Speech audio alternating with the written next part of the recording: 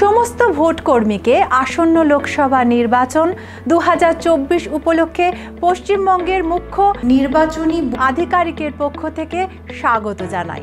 আসুন দেখে নেওয়া যাক ভোট গ্রহণ প্রক্রিয়া সমাপ্ত হয়ে গেলে তারপর কি কি করণীয় থাকে। ভোট শেষ হওয়ার নির্দিষ্ট সময়ের 5 মিনিট আগে বুথের বাইরে গিয়ে ঘোষণা করুন যে যাঁরা ভোট দিতে এসেছেন তারা যেন লাইনে দাঁড়িয়ে পড়েন। যদি কমিশন নির্দিষ্ট নির্বাচনের শেষের সময়ের পরেও ভোট চলতে থাকে তাহলে এবারে লাইনে এসে দাঁড়ানো ভোটারদের হাতে আগে থেকেই পূরণ করে রাখা স্লিপ বিলি করুন, কিন্তু উল্টো ক্রমে, অর্থাৎ লাইনের শেষের ভোটারকে দেবেন 1 নম্বর স্লিপ। এবারে ভোট প্রক্রিয়া ততক্ষণ চলবে যতক্ষণ না ওই 1 নম্বর স্লিপধারী ব্যক্তির ভোট দেওয়া হচ্ছে। ভোটারদের থেকে আপনার বিলি করা সমস্ত স্লিপ সংগ্রহ করে ছিঁড়ে ফেলুন যাতে সেগুলি আর ব্যবহার করা না যায়। সবাই ভোট দিয়ে গেলে আনুষ্ঠানিকভাবে ভোটের সমাপ্তি ঘোষণা করুন। পোলিং এজেন্টদের সামনে ক্লোজ বোতামটি টিপুন এবং বোতামের উপর কালো ঢাকনা বা ক্যাপ লাগিয়ে দিন।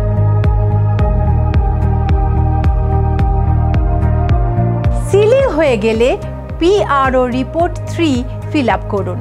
এরপর টোটাল বোতামটি টিপে মোট কত ভোট পড়েছে তা দেখে ফর্ম 17C পার্ট 1 এর আইটেম 5-এ সেটি লিখে রাখুন।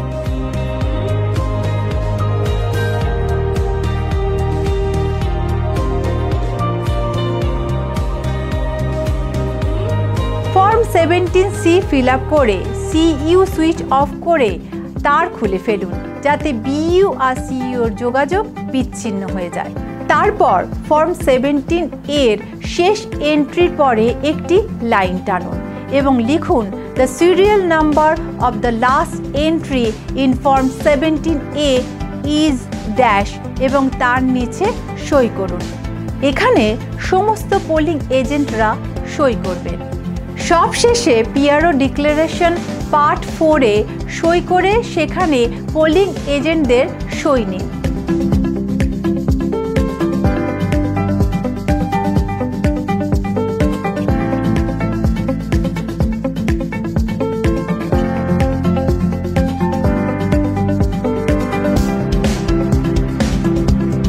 সবকিছু হয়ে যাওয়ার পর আর PROর চেকলিস্ট দেখে আর কোনো কাজ বাকি থাকলে সেটাকে সম্পূর্ণ করুন।